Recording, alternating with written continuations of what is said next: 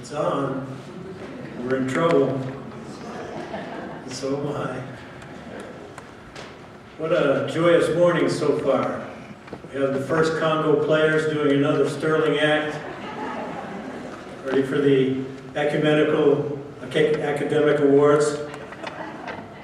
Good songs, good message to the kids. Now we have me. Hi, I'm not Mark Long.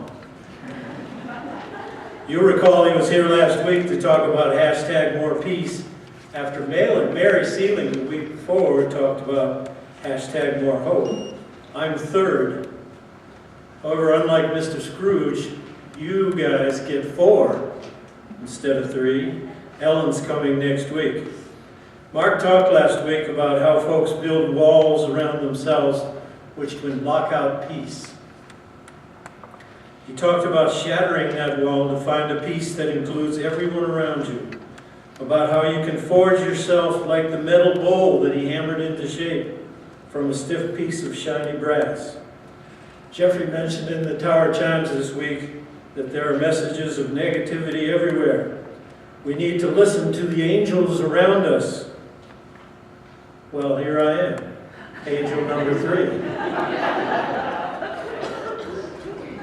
I want to follow Mark's theme a little again and talk about vulnerability, or more specifically, that our society seems to be losing its tolerance for vulnerability.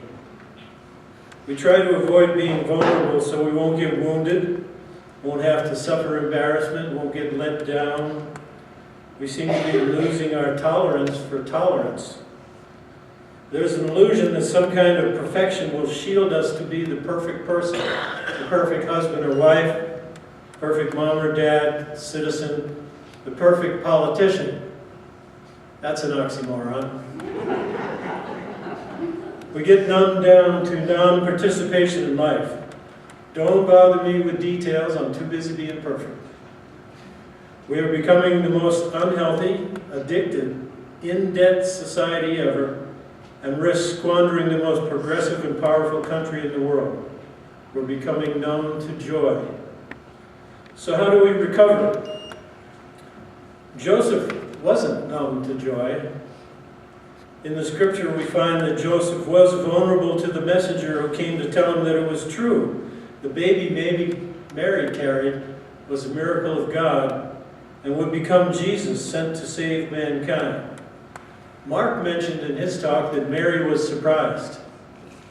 Mary was surprised. What if it was 2017? How do you think Joseph would react? You're what? From an angel in the night? However, Joseph was vulnerable and he believed and welcomed the joy of Jesus, who became his son, and by the way, made him the most famous father in the world. We should try and follow that example.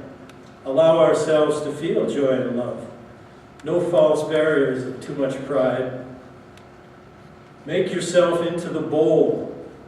Find kindness, feel gratitude, honor the ordinary. Make friends and love family.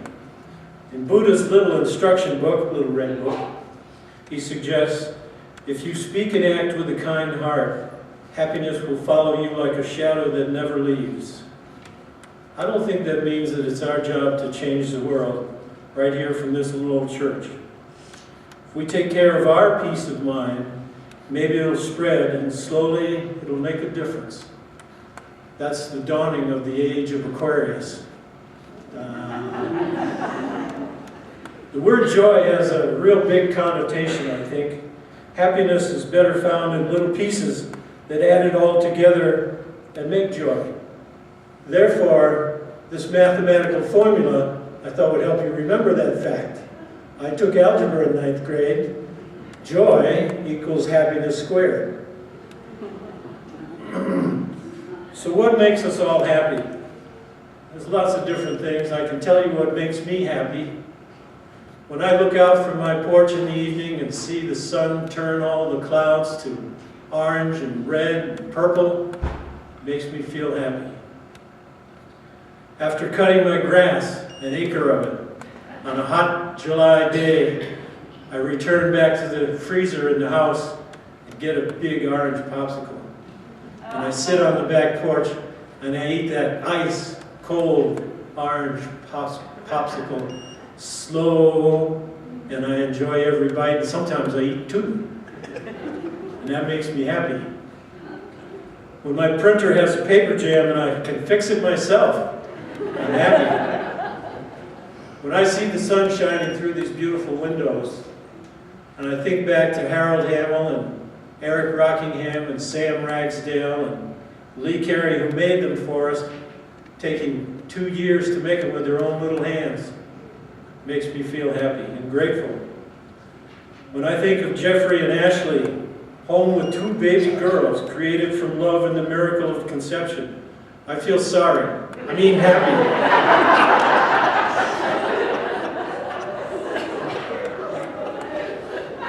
Birth has it all. Joy, pain, wonder, school, teenagers, college education, all joyful things to revisit when you're done and look back and say, man, that was nice. Sometimes you hear people say, gosh, your kids are growing up so fast and they're doing so well. I said, well, it was different if you were here every day for it. When I see the perfect martini, shaken with a little ice shards floating in it, and a twist of lemon floating on the top, I can almost smell it. My mouth waters and it makes me happy. When I sit at home in front of a warm fire with my arm around Linda, I feel love. I feel love in me and coming back at me, and it makes me happy.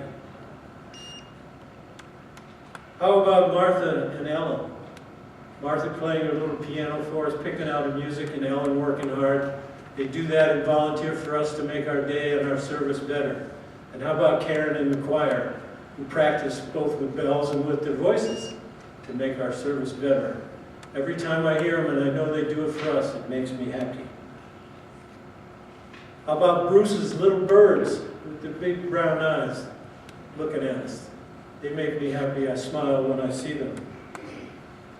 In short, happiness is everywhere when we stop to find it and feel it and try and give it back. Look around today at our church family. It's here in this room now with everybody as we start to contemplate the things that make our little corner of the world happy. So just for a minute, or half a minute, think about what made you happy this week. Put it in your thoughts and let's feel it in the room.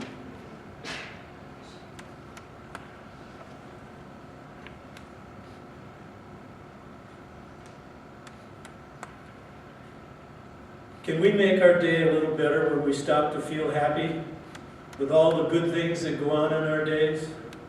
Can we transcend the negativity that the news and television brings us? Can we share charity with those who suffer calamity and disasters? Certainly we can. We should all try and do that from our little corner of the world. Let me leave you with a special little prayer that I say to myself at times in the morning. It was written by a friend of mine who wrote it as a song to his wife, but the words are so special, it sounds to me like a prayer. Dear Lord, come fill up our senses like a night in the forest, like a mountain in springtime, like a walk in the rain, like a storm in the desert, like the sleepy blue ocean. Come fill up our senses. Come fill me again. Let it be. Amen.